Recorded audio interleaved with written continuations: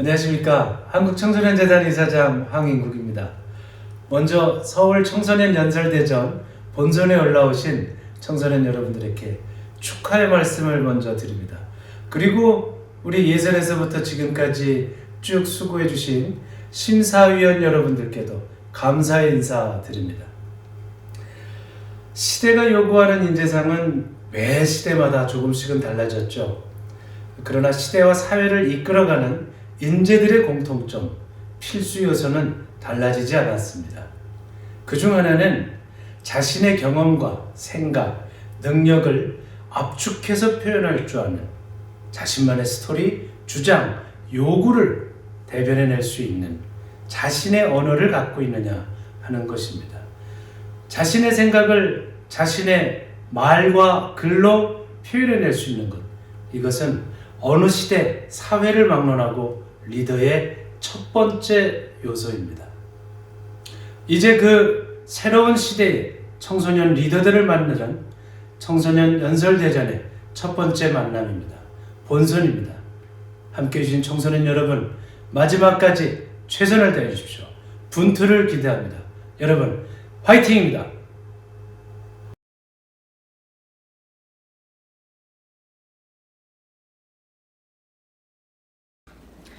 안녕하세요. 저는 얼마 전 따끈따끈하게 주민등록증이 나온 만 18세 청소년 박서빈입니다. 여러분은 지난 2019년 12월 27일에 공직선거법이 개정된 사실을 아시나요?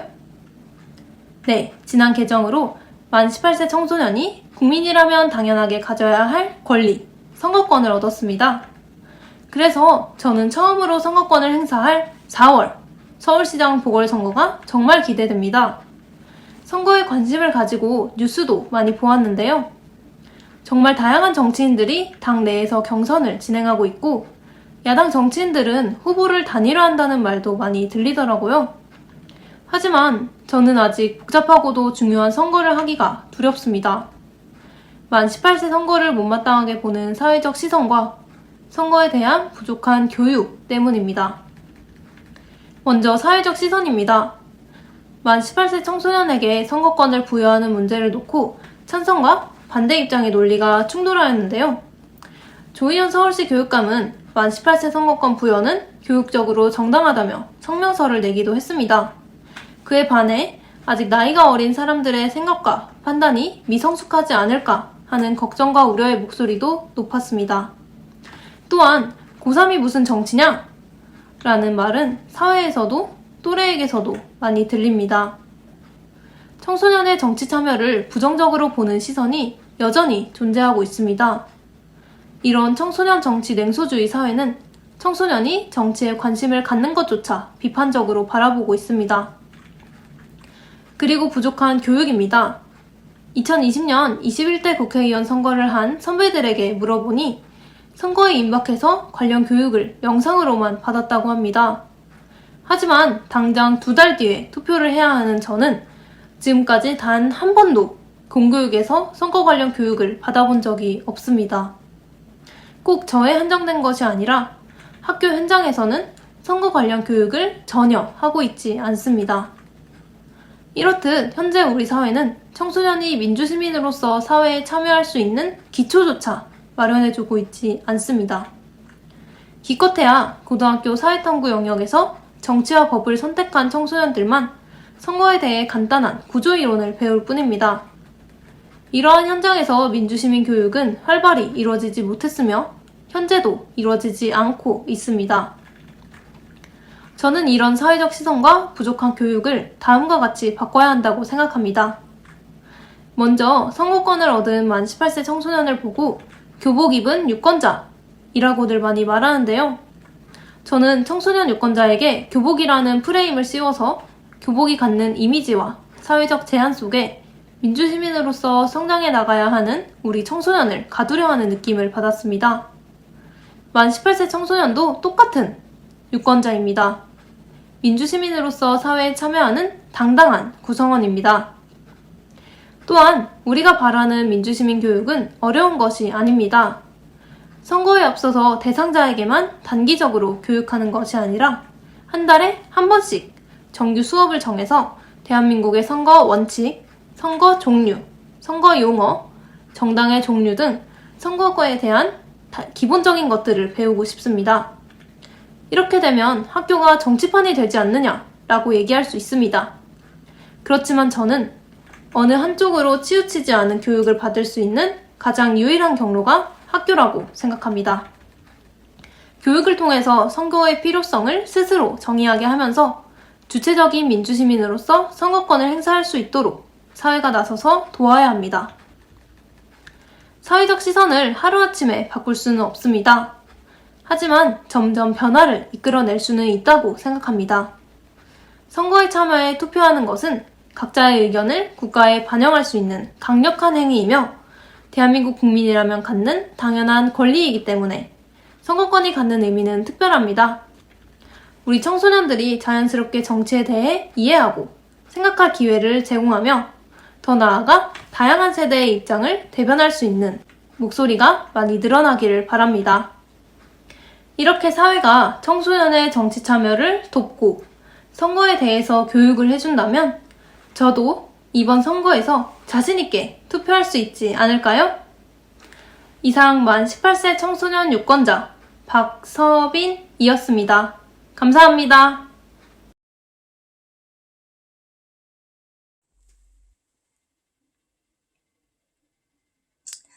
안녕하십니까. 저는 오늘 지구를 살리기 위해 일주일에 한 번은 일회용품 없이 살아보기를 제안하러 나온 이송아입니다.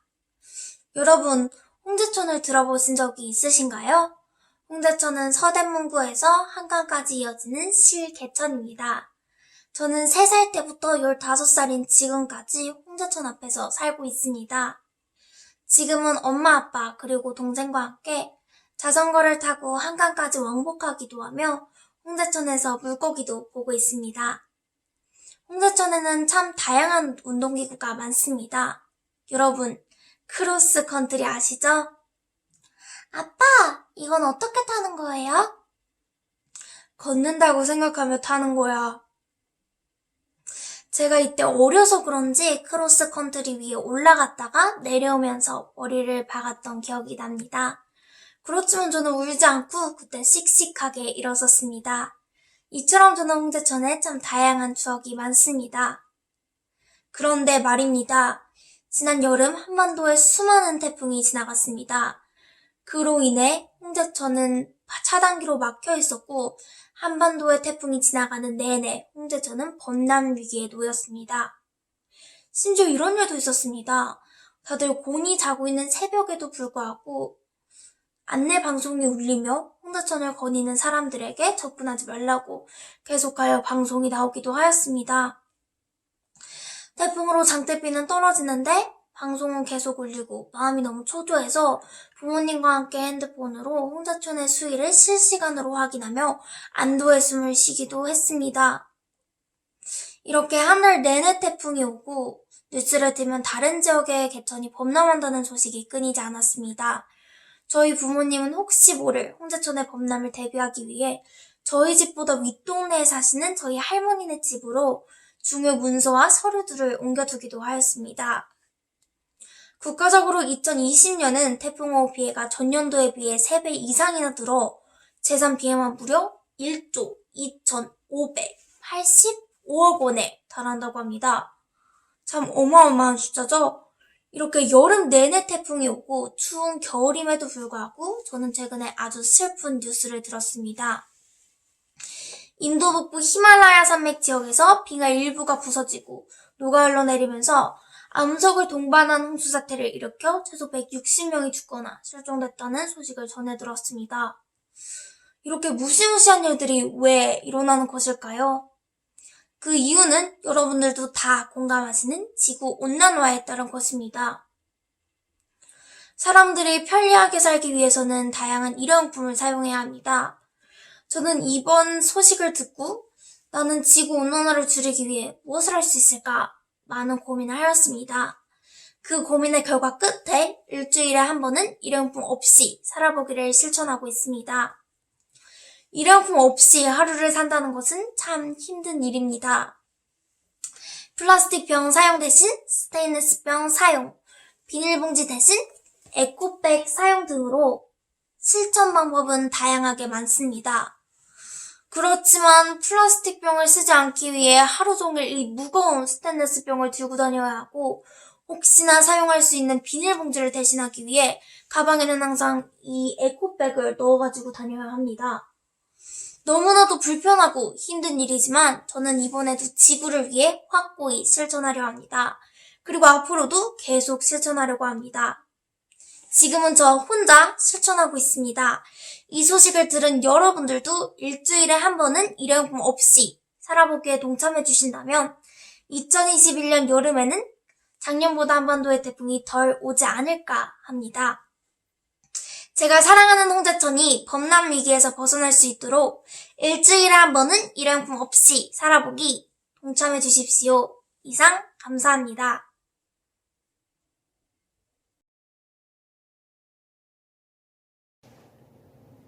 꿈이 없이 살고 싶으신가요? 아니면 꿈을 이루고 싶으신가요?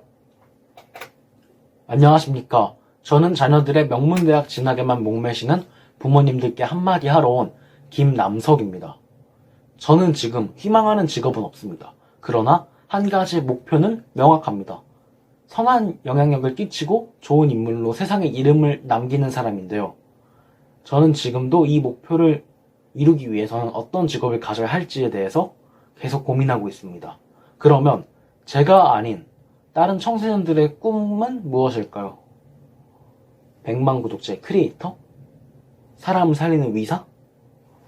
그러면 꿈이 없는 청소년들은 왜 꿈이 없을까요? 공부하느라 생각할 시간이 없어서? 그냥 흘러가는 대로 살다 보니까? 네. 제가 지금 하고 싶은 이야기의 주제는 청소년들의 잃어버린 꿈과 그 꿈을 되찾을 방법입니다. 저는 중학교 때 남들에게 뒤처지지 말자 이런 생각으로 학원에 다니면서 공부를 하였는데요.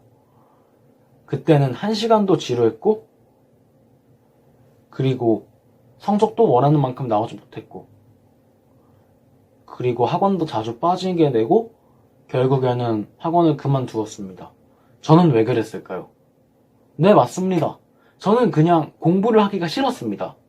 그런데 저에게는 랩이라는 취미가 하나 있습니다.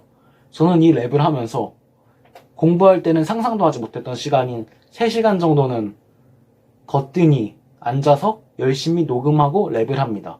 그리고 저의 방도 녹음할 때 필요한 흡음재가 되기 위한 옷들도 널어놓고 그리고 한쪽 문자까지 뜯어내면서 아주 열심히 랩을 하고 있습니다. 그리고 생각해난 할 때를 격리해야지 지금 이 상황이 정리될 때 이런 식으로 랩도 하고 열심히 합니다. 저는 그러면 왜 공부할 때는 1시간조차 집중하지 못했는데 랩을 할 때는 3시간이라는 시간은 기본적으로 집중을 하면서 할까요? 그것은 바로 하고 싶은 것, 하고 싶지 않은 것의 차이입니다. 그런데 왜 몇몇의 부모님들은 왜 자신이 가장 아끼는 자녀들에게 명문대학이라는 압박을 주시는 걸까요? 그분들은 이렇게 말씀하십니다. 우리 아이를 잘 살게 하기 위해서요. 우리 아이가 후회하지 않게 하기 위해서요. 이렇게요. 네, 물론 이렇게 생각하실 수도 있습니다. 그러나 저는 그분들이 가장 사랑하는 그분들의 자녀의 생각은 모른다고 생각합니다. 만약 한번 자녀들에게 하고 싶은 게 무엇이니? 이렇게 한번 물어보신다면 이렇게 대답할 것입니다. 저는 공부가 아니라 이러이러한 게 하고 싶어요. 저는 아직 하고 싶은 게 없어요. 이렇게요. 제가 어떻게 하냐고요? 모 청소년 자살 예방 캠페인에서 청소년들이 직접 쓴 고민 중 절반 가까이 차지하는 게 꿈과 그리고 성적이었습니다. 그리고 같은 청소년이다 보니까 SNS, 커뮤니티 등에서 청소년들이 쓴 고민이 꿈이 없어요. 제가 몇 살인데 꿈이 없어요. 땡땡 연생인데 아직까지도 공부만 하다 보니까 꿈이 없어요. 이런 글들도 너무 쉽게 찾아볼 수 있고 너무 많이 보았습니다. 한국 청소년들은 진짜 엄청나게 스트레스를 받을 만큼 공부를 열심히 합니다. 그러나 막상 하고 싶은 건 없습니다. 그러면 아무리 돈이 많아도 행복할까요? 물론 금전적으로는 괜찮겠죠. 그러나 후회하지 않을까요? 늙어서 하는 후회 중 가장 많이 하는 후회가 어렸을 때 도전하지 못해서 하는 후회라고 합니다. 내가 하고 싶은 것을 청소년기에 찾지도 못하고 찾았는데 여러 핑계로 하지도 못한다면 저는 아무리 돈이 많아도 행복하지 않을 것 같습니다. 이 물질 만능주의라고 하는 세상에서 이 돈, 이런 돈으로 절대 사지 못하는 게 하나 있습니다. 그것은 바로 시간입니다. 청소년기는 가장 빛나고 청춘이라 하는 시간입니다. 청소년기에 자녀를 두신 부모님들, 한번 자녀분들에게 하고 싶은 게 무엇이니? 이렇게 한번 물어보십시오. 그리고 이렇게 한번 해보십시오. 만약 패션 디자이너가 꿈인 학생에게는요, 패션 디자인 학과에 가기 위해서 어떠한 노력을 해야 할지, 그리고 대학교를 가는 게 고졸보다 어떠한 이점이 있는지, 이것 등의 이유를 설명해 주시고요. 자녀분들에게 용기 그리고 동기를 부여해 주시길 바랍니다. 그러면 자녀분들은 더욱더 열심히 할 것이고 후회보다는 저처럼 부모님께 감사해야 할 것입니다. 저는 끝으로 제가 좋아하는 랩으로 저와 또래 청소년들에게 한마디 하고 물러가도록 하겠습니다. 이리저리 치지 말고 도전하라고, 목표 로드맵 잡고 고민보다 고. 네, 지금까지 김남석이었습니다. 감사합니다.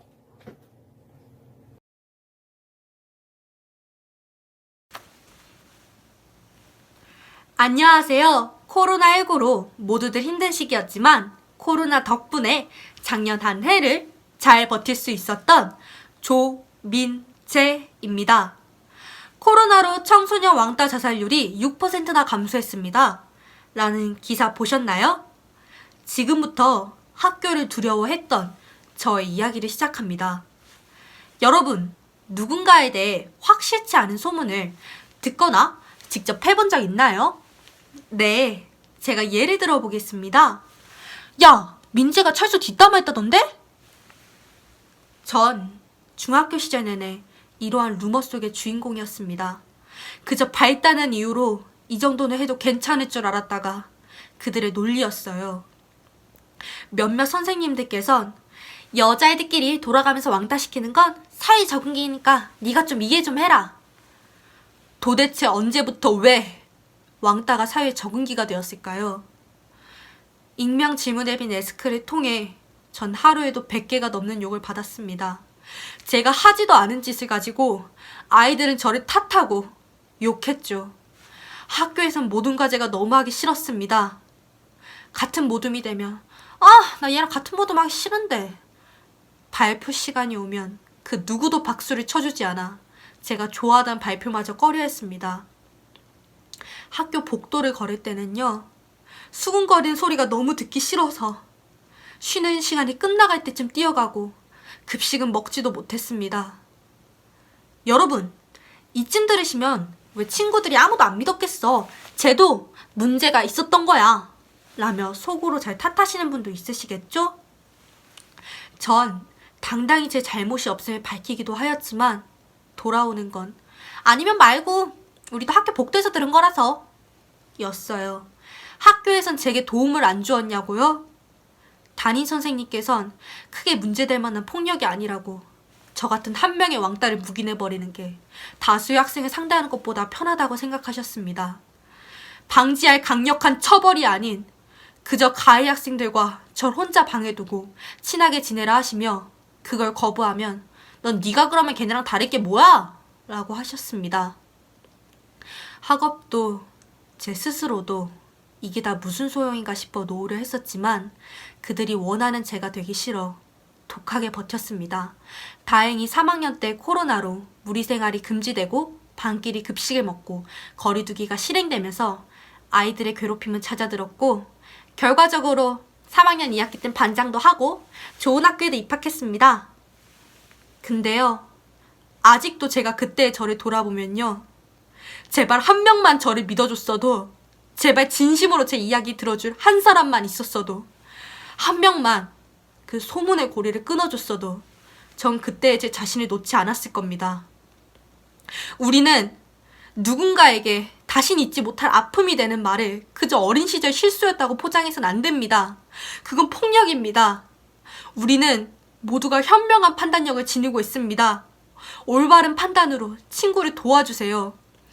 가끔은 나도 같이 당할까봐 라는 두려움이 여러분의 용기 앞에 막아설 수도 있습니다. 우리에겐 그저 한 번의 못 본 척이겠지만 당사자에겐 수십 명의 모른 척이 됩니다. 그들을 모른 척하지 말아주세요. 과거에 저와 같은 친구들에게 말해주고 싶네요. 많이 힘들었지? 난 그 누구보다 너를 믿을 거야. 넌 할 수 있고 또 해낼 거야. 너는 잘못된 것도 아니고 잘못한 것도 아니야. 반대로 가해 학생들에겐 이렇게 말해주고 싶네요. 학교 폭력으로 자살을 생각하는 친구들이 대한민국에서 44.7%나 돼. 너희들에겐 그저 시기 질투? 장난? 일지 모르겠지만 당사자에게 죽는 게 더 나을 정도로 끔찍한 일이야. 제발 그만해. 마지막으로 여러분, 저와 약속해 주시겠어요? 오늘의 제 연설이 여러분에게 친구를 살릴 용기를 주었습니다. 부디 그 용기를 가지고 학교에 저와 같은 친구들이 없는지 살펴보고 도와주기로요. 저의 이 작은 외침이 그저 여기 계신 분들에게 알리는 청소년기의 성장기가 아닌 학교 폭력으로 자살을 생각하는 생명을 살리는 시발점이 되기를 바랍니다. 지금까지 저의 연설을 경청해 주셔서 감사합니다.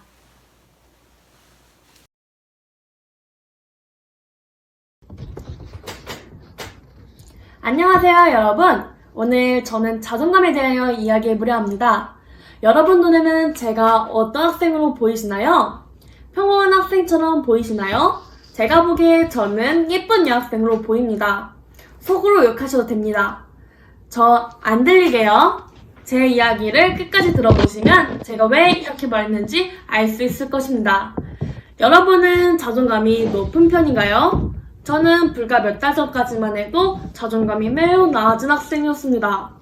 저는 남들보다 키도 크지 않고 공부도 잘하는 편이 아니었습니다. 그래서 항상 주변에 친구들이랑 놀면 남들과 저랑 비교해보고 속으로 부럽다고 생각하며 학교 생활을 하였습니다. 여러분의 학교 생활은 어떠한가요? 남들은 뭐라 하지 않았지만 저는 스스로 저를 깎아내리기 바빴습니다. 제가 자존감이 높아진 방법이 무엇인지 궁금하지 않습니까? 저는 그 방법 중 하나가 부모님과의 대화라고 생각합니다. 요즘 코로나 때문에 집에 있는 시간이 많아졌습니다.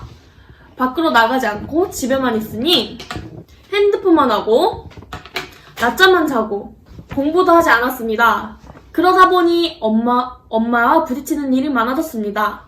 보통 부모님과 싸우면 이야기를 안 하는 경우가 대다수일 것입니다. 하지만 저희 모녀는 부딪히고 나서 바로 서로의 이야기를 하며 바로 풀었습니다. 보통 저는 엄마 오늘 속상했어. 어쩐지 오늘은 기분이 안 좋은 얼굴이구나. 친구와 약간의 다툼이 있었어. 그 친구가 너를 안 좋게 보게 될 것 같아 엄마가 너무 안타깝고 속상해. 너의 행동에는 그럴 만한 이유가 있었을 거야. 누구도 너를 비난할 수 없어. 이렇게 대화를 나누는 과정에서 저는 자존감이 많이 회복되었습니다. 엄마는 제가 정말 소중한 존재라는 것을 일깨워주셨습니다. 저의 자존감을 높여준 가장 큰 이유는 부모님과의 대화였습니다. 여러분도 부모님과의 대화의 빈도수를 높여보는 것이 어떨까요? 아무한테도 못 꺼냈던 이야기를 부모님에게 꺼내보는 것은 어떤가요? 부모님들은 우리 자식의 이야기를 잘 들어주고 계신가요? 자녀들의 투정이 부모님께 대화 신청한 것일 수도 있습니다. 다그치지 말고 그냥 잘 들어주고 공감해주세요. 들어주는 것만으로 큰 힘이 됩니다. 저는 부모님과의 말을 나눈 것이 아니라 마음을 나눈 것 같습니다. 마음을 나누면서 서로의 감정을 이해할 수 있었습니다. 굳이 부모일 필요는 없습니다. 부정적인 감정도 이해해줄 수 있는 진심 어린 대화 상대이면 됩니다. 밖으로 나오면 저보다 잘난 사람이 너무 많지만 제가 자존감이 높을 수 있는 이유는 저희 부모님이 대화를 통해 저를 잡아줬기 때문입니다. 저는 자존감이 회복된 후 외모에 자신감도 생기고 스스로 기특하다고 생각도 듭니다. 제가 왜 이쁘다고 했는지 이젠 아시겠나요? 이전에는 자기 비판만 했다면 지금은 저의 장점을 찾아가고 있습니다. 자존감의 회복이 저에게 큰 터닝포인트가 되었습니다. 제가 최근에 읽은 책에 소통하라! 무엇이든 고인 것은 썩기 마련이다. 자신을 슬픔에 가두지 말고 자신만의 생각 속에 가두지 말아라. 남들과 소통하고 대하는 과정이야말로 진정한 치유 그 자체이다. 라는 구절이 있습니다. 여러분도 대화를 통해 치유해보는 것이 어떨까요? 끝으로 너 자신을 사랑할 때 비로소 고귀한 사람이 될 수 있다는 것을 여러분에게 알려드리고 싶습니다. 여러분도 그렇게 될 수 있다는 것을 잊지 마십시오. 이상으로 제 연설을 마치겠습니다. 감사합니다. 안녕하세요. 저는 운동을 좋아하는 19살, 아니 오늘만큼은 16살 이예린이라고 합니다. 여러분은 학교 체육에 대해서 어떻게 생각하시나요? 다양한 반응이 나올 수 있겠지만 여학생인 저로서는 아직 부족한 부분이 많다고 생각되는데요. 제 이야기를 통해서 학교 체육의 어떤 부분이 잘못되었고 어떻게 고쳐나가야 할지 함께 생각해 보실까요? 저희 학교 운동장은 50m 트랙, 제가 지금 서 있는 운동장, 피구코트, 농구장으로 구성되어 있습니다. 직접 보시니 어떤 생각이 드시나요? 뭐야, 생각보다 시설이 좋은데 이런 생각은 드시지 않으셨나요?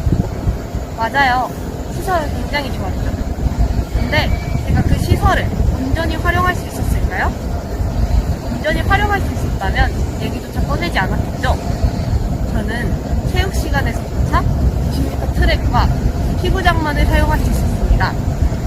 운동장 면적의 반 이상을 차지하는 축구장과 농구장은 제게 없는 것과 다름없었죠.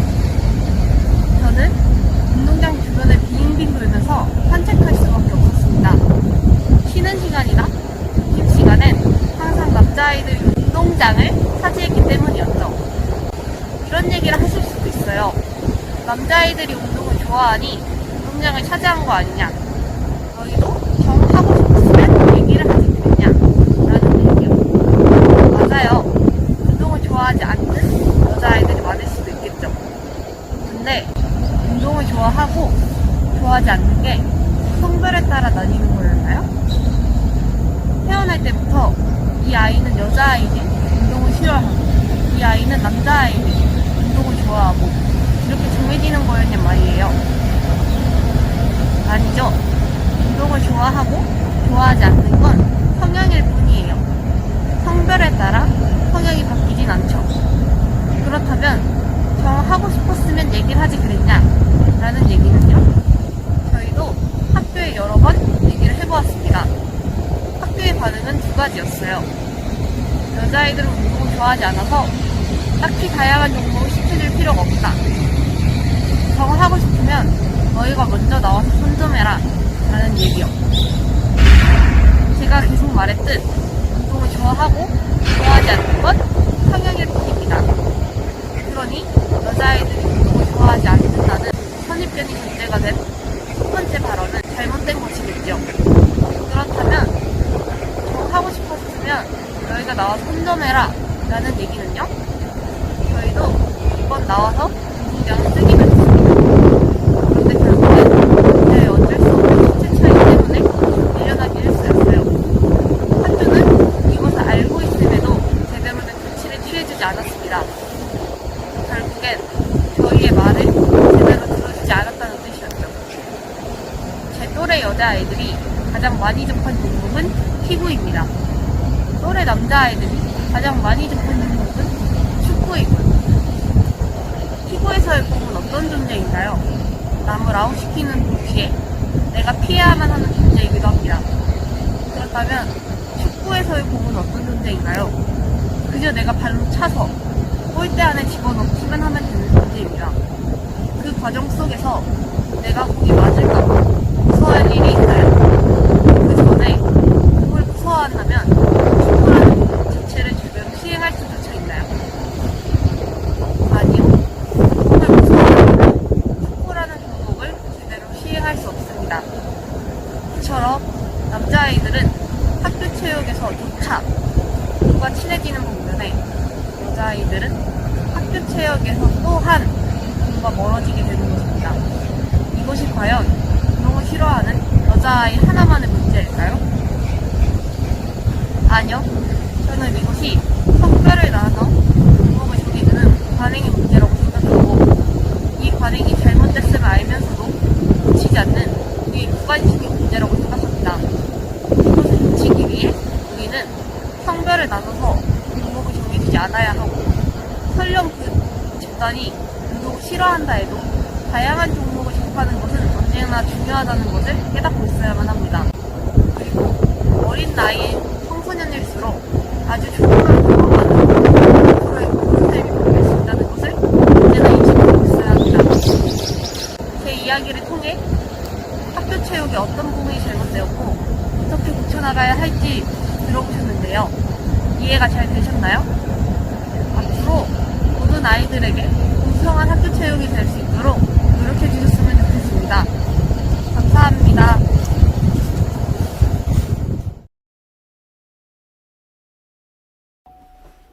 안녕하십니까? 내일의 꿈을 향해 항상 노력하고 감사하는 마음을 쌓아가고 있는 박준석입니다. 여러분, 감사란 말의 뜻 알고 계시죠?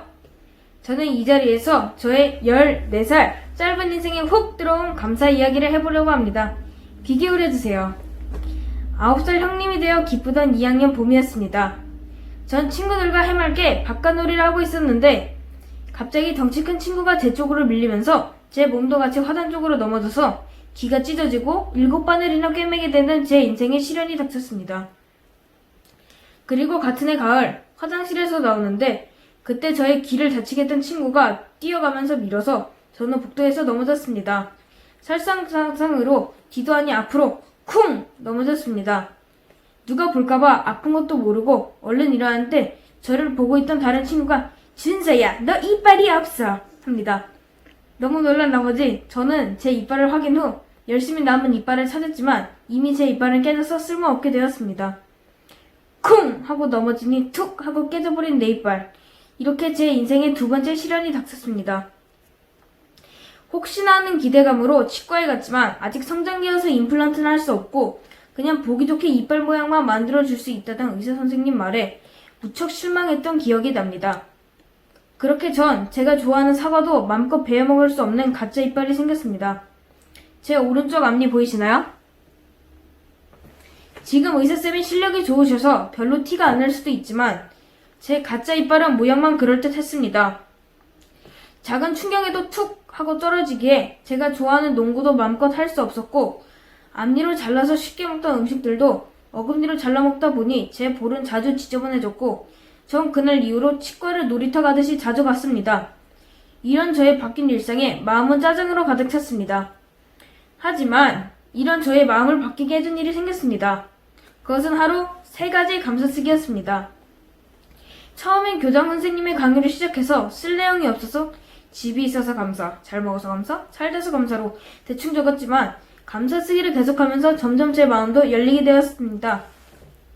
그중 제일 기억에 남는 건 얼마 전에 마친 백감사 프로젝트인데요. 짜잔! 이게 바로 제가 직접 편집하고 제작한 책입니다. 안에 내용을 보면 1년 동안 가장 감사한 100가지를 고르고 사진이랑 글을 제가 직접 편집해서 만들었습니다. 제가 좋아하는 선생님이 지도해 주셔서 전 더 열심히 했고 감사에 대한 생각과 내용도 깊어지게 되었습니다. 저는 감사 쓰기로 인해 다친 이빨에 짜증내고 투덜거리기보다는 이빨 덕분에 내 행동이 조심스러워져서 감사해 로 마음이 바뀌고 절 다치게 했던 친구와도 에이 일부러 그런 것도 아닌데 하며 이해하고 친해지게 지낼 수 있었습니다. 이런 변화는 저뿐만이 아닙니다. 친구들끼리도 서로 이해하려고 감사하는 것을 표현하다 보니 우리는 모두 베프가 되었습니다. 여러분은 평소에 감사합니다 라는 말 얼마나 하시나요? 짧고 기분 좋은 말이지만 우리 사회에서는 여전히 인색합니다. TV나 뉴스를 보면 자신의 잘못은 모른 채 자신에게 기분 나쁘게 했다고 버스 기사를 폭행하고 부모님의 잔소리가 듣기 싫다고 흉기로 상해를 입혀 구속되는 등 가슴 아픈 일이 너무 많이 일어나고 있습니다. 이런 기사들을 볼 때면 우리가 범죄 도시에 살고 있는 것 같아서 무섭기도 합니다. 여러분, 감사는 어려운 것이 아닙니다. 자기 전에 가족들끼리 감사한 거 한 개씩 말하며 릴레이 감사를 해보는 것도 좋고, 메모지나 핸드폰에 생각나는 감사거리를 한 줄로 쓰는 방법도 있습니다. 그리고 가장 쉽게 할 수 있는 감사로 감사합니다! 라고 인사하거나 말로 표현하기 어려울 때 문자나 카톡으로 주변 분들 또는 자기 자신에게 감사를 전할 수도 있습니다. 이런 실천을 꾸준하게 하면 여러분도 따뜻해지는 마음의 변화를 느끼실 수 있을 겁니다. 저의 연설을 통해 여러분이 나 자신과 다른 사람에게 감사하는 마음을 가져보는 시간이 되었으면 좋겠습니다. 우리의 행동이 변하고 남을 배려하게 된다면 이 세상도 조금씩 바뀌지 않을까요? 그래서 제가 작은 변화에 동참하려는 시간을 준비했습니다. 덕분에 챌린지라고 들어보셨죠? 오른손으로는 엄지를 치켜 세우고 왼손으로는 오른손을 받치는 동작을 뜻합니다. 수어로는 존경합니다를 의미한다고 합니다. 제가 덕분에 라고 외치면 여러분은 이 동작을 해주시면서 감사한 마음을 듬뿍듬뿍 담아서 감사합니다를 외쳐주시면 됩니다. 심사위원분들, 청중평가단 분들도 저와 함께 해주실 거죠? 음소거를 잠시 풀어주시겠습니까? 준비되셨나요? 여러분, 코로나로 인해 최선을 다해주시는 관계자분들께 그리고 잘 견뎌내고 있는 모두에게 응원의 힘이 되길 바라며 큰 소리로 외쳐주세요. 덕분에 감사합니다. 이상으로 제 연설을 마치겠습니다. 여러분 감사합니다.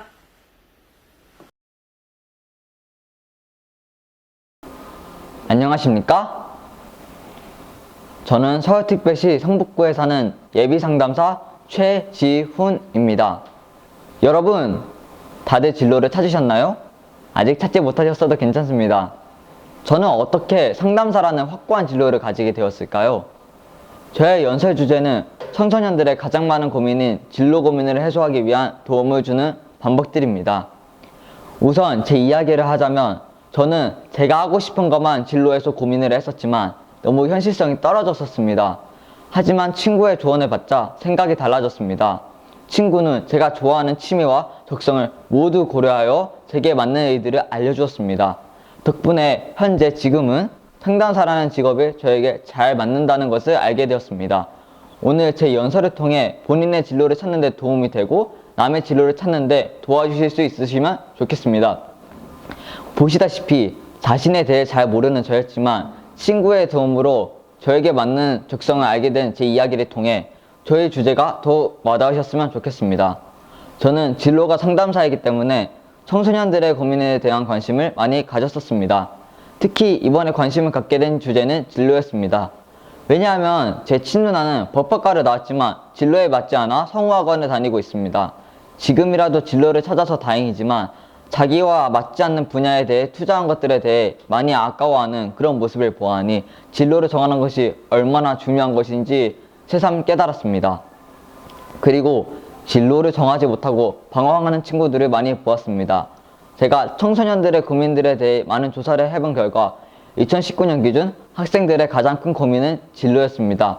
노컷뉴스 신문사의 자료에 의하면 무려 청소년 고민의 30.1%에 달했습니다. 여러분들도 주변에 진로가 고민인 친구를 많이 보았을 것입니다. 이렇게 큰 문제인 진로는 현재 학생들의 진로에 대한 여러 정책들이 추진되고 있지만 아직까지도 진로가 큰 고민으로 대두되어 왔습니다. 제 생각에는 진로 문제를 해결하기 위한 좋은 방법은 진로 교육에 대한 정책 변경과 진로에 대한 생각을 함께 나누고 해결해주는 방법이라고 생각합니다.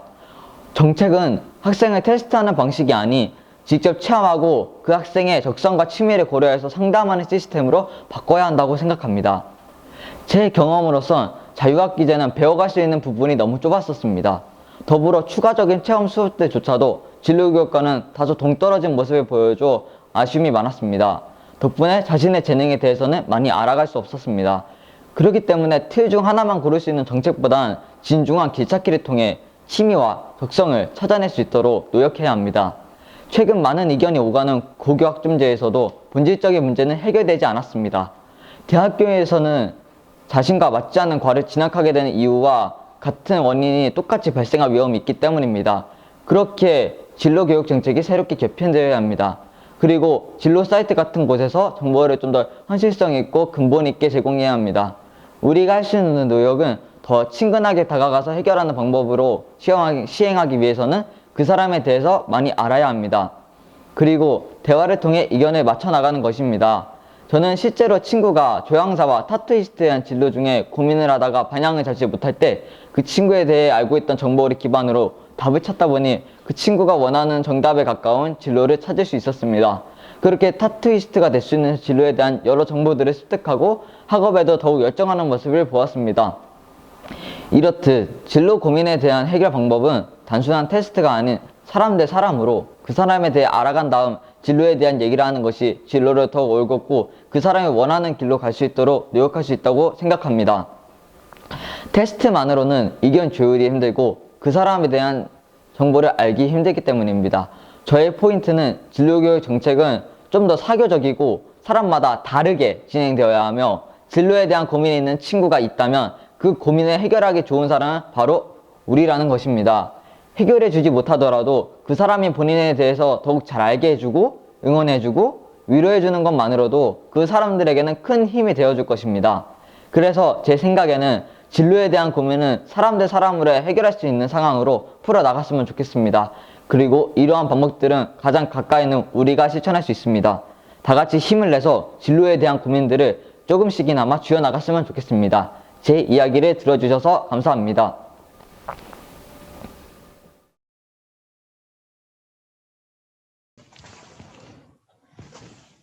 안녕하십니까? 지구를 사랑하는 중학교 2학년 15살 심혜원입니다. 여러분이 하루에 플라스틱을 몇 번이나 사용하시는지 아시나요? 아마 모르실 겁니다. 셀 수 없이 너무나도 많이 사용하기 때문이죠. 저를 예시로 들어볼까요? 저는 아침에 일어나 플라스틱 그릇에 플라스틱 젓가락으로 밥을 먹고 플라스틱 컵에 물을 마시고 플라스틱 칫솔로 양치를 하고 또 플라스틱 컵으로 입을 헹굽니다.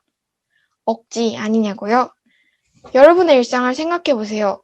제 일상과 크게 다르던가요? 아마 아닐 겁니다. 저는 지금도 이 플라스틱 마우스로 음소거를 해제하고 말하고 있습니다. 특히 이 마우스는 저보다 이 지구에 더 오랫동안 남아있을 것입니다. 플라스틱은 썩으려면 최소 300년에서 최대는 500년 이상까지도 걸립니다. 하지만 우리는 이러한 플라스틱을 한 번만 사용하고 버리고 있습니다.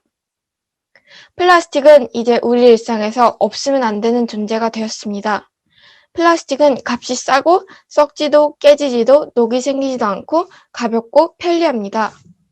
하지만 플라스틱은 편리함과 지구를 맞바꾸고 있습니다. 일회용 플라스틱 용기, 플라스틱 컵, 배달음식 용기 같은 것들은 우리 일상에서 가장 많이 사용하는 플라스틱의 예시입니다. 그중 사람들이 가장 많이 사용하는 것은 아마 카페에서 주는 이 플라스틱 컵이 아닐까 싶은데요. 많은 사람들, 여기 계시는 여러분들도 플라스틱이니까 재활용 되겠지? 라는 생각을 하실 겁니다. 하지만 이 컵들은 플라스틱이지만 재활용이 하나도 되지 않습니다. 프랜차이즈 카페라면 이렇게 컵에 로고가 새겨져 있죠. 이때 첨가된 잉크는 재생 원료인 플라스틱의 품질을 떨어뜨려 재활용이 안 되게 만듭니다. 그럼 로고 없는 컵 쓰면 되지 도대체 뭐가 문제야? 싶으실 텐데요. 로고가 없는 투명한 컵 또한 문제가 됩니다.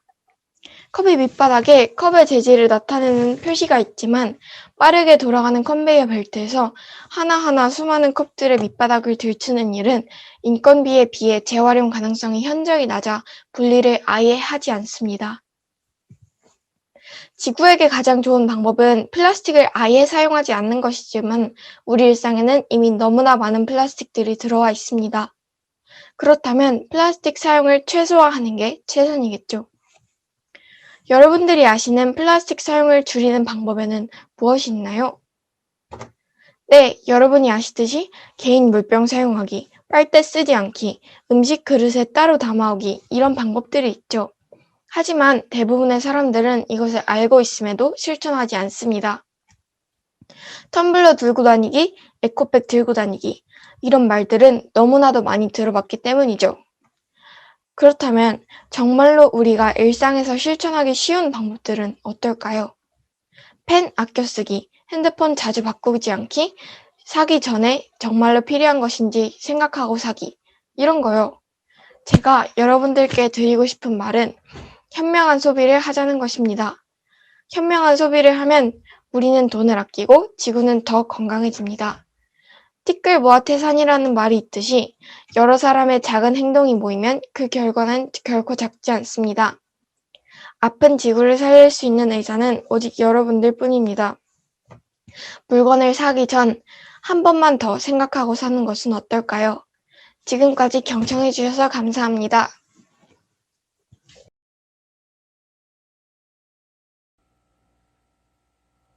안녕하십니까, 김정현입니다. 저는 오늘 선택과 그에 따른 책임에 대해 여러분께 말씀드리려고 합니다. 저는 자신의 선택에 책임을 지는 사람이 많은 사회가 진정한 민주사회라고 생각합니다. 우리가 어려서부터 수백 번, 아니 수천 번은 들어왔던 질문이 하나 있습니다. 엄마가 좋아, 아빠가 좋아? 그런 질문을 받을 때마다 어른들 진짜 못됐다 라고 생각하곤 했는데요. 어렸을 때부터 눈치가 빨랐던 저는 한문이가 좋아 라고 했습니다. 여러분은 이 질문에 어떻게 답을 했나요? 여러분 모두 인생에 손꼽을 만한 선택의 순간이 있었을 겁니다. 저에게도 그런 순간이 있었는데요. 그건 바로 유치원 때였습니다. 하루는 한 남자애가 유치원 화단에서 꽃을 꺾어서 저 정은아 좋아해! 라고 하더라고요. But I'm so 새침대기 lady. 획 돌아서 제가 좋아하던 남자애에게 눈길을 돌렸습니다. 제가 좋아하던 남자애는 너무 잘생겨서 소풍이나 급식 먹을 때 여자애들 사이에 둘러싸인 왕자님이었습니다. 그러다 저는 저를 좋아하는 남자애와 제가 좋아하는 왕자님 사이에서 누구랑 사귀지? 라는 쓸데없는 생각을 하며 머릿속으로 상상의 나래를 펼쳤습니다. 그래서 저는 어떻게 됐냐고요? 어떻게 됐을 것 같으세요? 네, 결국 저는 연애도 한번 못해보고 졸업했습니다. 상당히 후회되는 일이었죠. 시간이 흘러 저는 슈퍼맨이 돌아왔다 라는 프로그램을 보게 되었습니다. 다들 이 프로그램 아실 거라 생각되는데요. 나오는 아이들 중 누가 가장 기억에 남으시나요? 저는 아빠보다 엄마가 좋아 라고 당당하면서도 순수하게 말한 윌리엄이 떠오릅니다. 그렇게 솔직하게 답하고 선택할 수 있는 윌리엄을 보며 나도 유치원 때 저렇게 누군가를 선택했다면 어땠을까? 라고 생각하게 되었습니다. 그런데 여러분, 우리 사회는 어떤가요? 신중히 선택하고 그에 따른 책임을 지는 민주시민들이 많은가요? 우리 사회 구성원 중 일부는 자신의 이익과 자신의 책임이 부딪힐 때 이익을 우선시합니다. 자신의 선택에 대한 책임은 지기 싫고 이익은 얻고 싶은 것이죠. 그래서 여러 법과 제도들이 우리 사회의 울타리가 되어줍니다. 하지만 문제는 그 울타리 자체를 무시하거나 부숴버리는 사람도 있다는 점입니다. 또 다른 예를 한번 들어보겠습니다. 구독과 좋아요, 이 말을 들으시면 뭐가 떠오르시나요? 네, 바로 유튜브가 떠오르실 건데요. 학생들은 좋아하는 영상을 보고 싶어 합니다. 어른들은 학생들에게 좋지 않은 영향을 준다는 이유로 감시하고 억압하며 보는 것을 막으려고 합니다. 하지만 학생 본인이 보겠다고 선택했고 그 결과 악영향이 있다면 그것 역시 학생 본인이 책임질 일입니다. 어른들은 옆에서 도와줘야 하는 것이죠. 옛날부터 어른들은 아유 요즘 젊은이들은 안 돼, 큰일이야 혀를 차며 말씀하시지만 우리 사회가 젊은이들 때문에 큰일이 났나요? 물론 잘못된 선택으로 무능한 대통령을 뽑았던 사례도 있습니다. 그러나 그 선택에 책임을 지기 위해 젊은이들과 기성세대가 촛불을 들고 힘을 합쳐 국민을 속인 대통령을 탄핵하는데 앞장서기도 했습니다. 또 우리는 그 어렵다는 코로나19도 잘 이겨내고 있습니다. 저는 믿습니다. 머지않아 우리가 이 바이러스를 물리치고 평범한 일상을 되찾을 수 있을 거라고요. 제가 바라는 미래의 대한민국은 선택을 잘하고 그에 따른 책임을 지는 국민이 많은 나라입니다. 머지않아 다가올 우리의 미래는 우리 청소년이 선택한 결과물을 토대로 발전할 테니까요. 그러니 우리는 민주사회를 이끌어 나갈 젊은이이자 미래의 예비 시민으로서 더 열심히 공부하고 다른 이들과 소통하며 우리 사회에 귀를 기울일 줄도 알아야 합니다. 여러분, 이제 대답할 준비가 되셨나요? 아빠가 좋아요? 엄마가 좋아요? 어떤 선택을 하든 책임은 여러분이 지는 겁니다. 경청해주셔서 감사합니다.